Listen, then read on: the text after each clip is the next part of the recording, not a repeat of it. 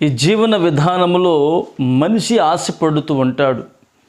ఏమని తెలిసినా ఈ లోకమే శాశ్వతంగా నిలిచిపోయి ఉంటే బాగుంటుంది, పరలోక రాజ్యము అసలు ఉందో లేదో కూడా తెలియదు, నరకం ఉందో లేదో కూడా తెలియదు అని చెప్పి చాలామంది భ్రమలో ఉంటూ ఉంటారండి. అయితే ఈ బైబిల్ గ్రంథం చెప్పేటువంటి మాట ఏమిటంటే, పరలోకం ఉన్నది, నరకం ఉన్నది. పరలోకములకు వెళ్ళినవాడు నరకానికి వెళ్ళడానికి లేదు, నరకానికి వెళ్ళినవాడు పరలోకానికి వెళ్ళడం లేదు. మరి ఆ పరలోక రాజ్యానికి మనం హక్కుదారులుగా మార్చబడాలి, ఆ పరలోక పట్టణానికి మన వారసులుగా మార్చబడాలంటే ఏం చేయాలి? బైబిల్ గ్రంథంలో ఒక మాట తెలియపరుస్తానండి. బాప్తిస్మం ఇచ్చేటువంటి యోహాను మారు మనసు పొందండి అని అరణ్యంలో కేకలు పెడుతున్నాడండి. దేవుని రాజ్యం యొక్క సువార్త ప్రకటిస్తున్నాడండి. ఏమని చెప్తున్నాడంటే చదువుకుందాం. బైబిల్ గ్రంథంలో మత్తయి వర్తమానము 3వ అధ్యాయము 1వ వచనము. ఆ దినముల యందు బాప్తిస్మం ఇచ్చు యోహాను వచ్చి పరలోక రాజ్యము సమీపించి ఉన్నది, మారు మనసు పొందుడని యూదయ అరణ్యములో ప్రకటించుచుండెను. ఆమేన్. ప్రియమైన దేవుని బిడ్డారా, ఆ పరలోక రాజ్యములోకి మనం వెళ్ళాలంటే మనమట మొదట మారు మనసు పొందాలి. ఎవరైతే మారు మనసు పొందుతారో అంటే మనసు మార్చబడాలి, జీవితం మార్చబడాలి, మాటలు మార్చబడాలి.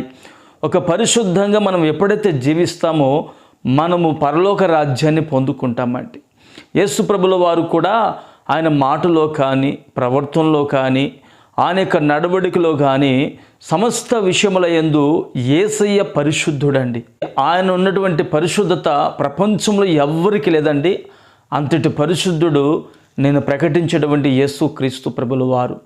ఆయన పరిశుద్ధుడు గనుక మనము కూడా ఒక పరిశుద్ధంగా ఉండాలి. జీవన విధానములు చిక్కుబడిపోయి మాటల ద్వారా, క్రియల ద్వారా, బంధువుల ద్వారా, స్నేహితుల వలన, తెలిసిన వారి వలన మనము అపాయకరమైనటువంటి పరిస్థితుల మధ్యలో దిగజారిపోయి మన యొక్క మాటలను, మన జీవితాన్ని మనము పాపములో పడవేసుకుంటున్నాం. పాపం ద్వారా వచ్చేది మరణం తప్ప పరలోక రాజ్యం రాదండి. మరి ఆ పరలోక రాజ్యాన్ని మనం వెళ్ళాలంటే మొదట మనము మారు మనసు పొందాలి, పాప క్షమాపణ పొందాలి. యేసు క్రీస్తు వారి యొక్క నిష్కలంకమైనటువంటి రక్తంతో కడగబడితే మనము పరలోక రాజ్యానికి వారసులుగా మలచబడతాం. నీవైతే ఇప్పటికే కలిగి ఉన్నావు, ఆ పరలోక రాజ్యం కొరకు సిద్ధపరచబడుతున్నావు. నీ నోటి మాటతో కానీ, నీ క్రియలతో కానీ, నీ యొక్క విశ్వాసం ద్వారా కానీ ఏ మాత్రం నీలో పాపం అనేది చేరకుండా ఒక పరిశుద్ధంగా జీవించుచున్నావు. నిత్యముగా నా యేసయ్య నీకు పరలోక రాజ్యపు మహిమను అనుగ్రహించునుగాక. ఆమెన్. మరి నీ కుటుంబము ఇంకనూ పరలోక రాజ్య మహిమ కొరకు సిద్ధపరచబడలేదేమో. ఈరోజైనా సరే నీవు ఆ పరలోక రాజ్యము కొరకు సిద్ధపడుము. నా యేసయ్య నీకు నిత్యముగా పరలోక రాజ్యాన్ని అనుగ్రహించునుగాక. ఆమెన్. ప్రార్థన చేసుకుందాం. మీరు కూడా ప్రార్థనలో ఏకీభవించండి. ప్రేమగల తండ్రి, పరిశుద్ధుడా, స్తోత్రం చెల్లిస్తున్నాము నాయన.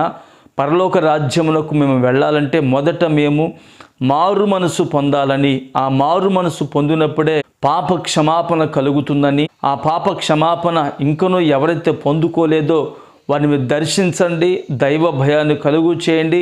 పరలోక రాజ్యము కొరకు నీ బిడ్డలు మీరు సిద్ధపరచండి. ఇట్టి మాటలు మేము త్రోసివేయక మా జీవితంలో మీరు నీరు కట్టి ఫలింపు చేసి మహిమ పొందుకోమని యేసు నామమున ప్రార్థిస్తున్నాను తండ్రి. ఆమెన్.